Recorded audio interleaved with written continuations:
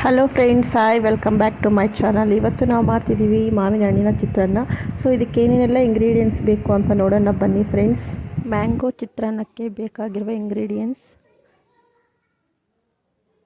ಈರುಳ್ಳಿ, ಒಣಮೆಣಸಿನ್ಕಾಯಿ, ಕೊತ್ತಂಬರಿ, ಕರಿಬೇವು, ಹಸಿಮೆಣಸಿನಕಾಯಿ, ಜೀರಿಗೆ, ಕಡಲೆಬೇಳೆ, ಹೆಸರುಬೇಳೆ, ಕಡಲೆಬೀಜ, ಸಾಲ್ಟು, ಅರಿಶಿಣ, ತುರಿದಿಟ್ಕೊಂಡಿರೋ ಮಾವಿನಕಾಯಿ. ಈಗ ಮಾಡೋ ಪ್ರಾಸೆಸ್ ನೋಡೋಣ ಬನ್ನಿ ಫ್ರೆಂಡ್ಸ್. ಫಸ್ಟು ಬಾಣಲಿಗೆ ಆಯಿಲ್ ಹಾಕಿ, ಆಯಿಲ್ ಹೀಟ್ ಆದ ನಂತರ ಜೀರಿಗೆ, ಸಾಸಿವೆ ಹಾಕಬೇಕು. ಕಡಲೆಬೇಳೆ, ಹೆಸರುಬೇಳೆ ಹಾಕಬೇಕು. ಕಡಲೆ ಬೀಜ ಹಾಕಬೇಕು. ಈರುಳ್ಳಿ ಹಾಕಬೇಕು. ಈರುಳ್ಳಿ ಸ್ವಲ್ಪ ಫ್ರೈ ಮಾಡಬೇಕು ಚೆನ್ನಾಗಿ. ಅದಕ್ಕೆ ಕರಿಬೇವು ಹಾಕಬೇಕು.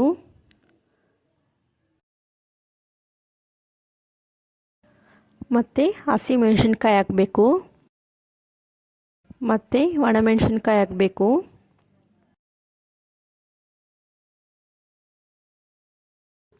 ನಂತರ ಇದಕ್ಕೆ ಅರಿಶಿನ ಪುಡಿ ಸ್ವಲ್ಪ ಹಾಕ್ಕೋಬೇಕು.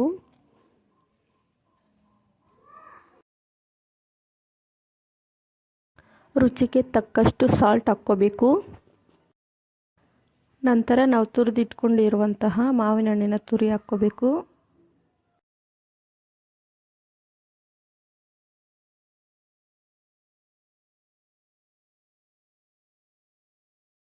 ಮತ್ತು ಕೊತ್ತಂಬರಿ ಹಾಕ್ಕೊಂಡು ಚೆನ್ನಾಗಿ ಫ್ರೈ ಮಾಡಬೇಕು ಒಂದು 5 ಮಿನಿಟ್ಸು.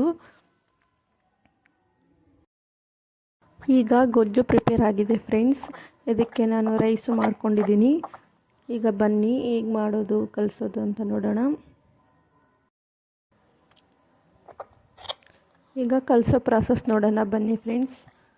ನಿಧಾನವಾಗಿ ಕಲಿಸ್ಕೋಬೇಕು. ಗೊಜ್ಜು ರೈಸ್ ಎರಡು ಹಾಕಿ ನಾವು ತುಂಬ ಫಾಸ್ಟಾಗಿ ಕಲ್ಸೋಕ್ಕೋದ್ರೆ ರೈಸು ಬ್ರೇಕ್ ಆಗುತ್ತೆ.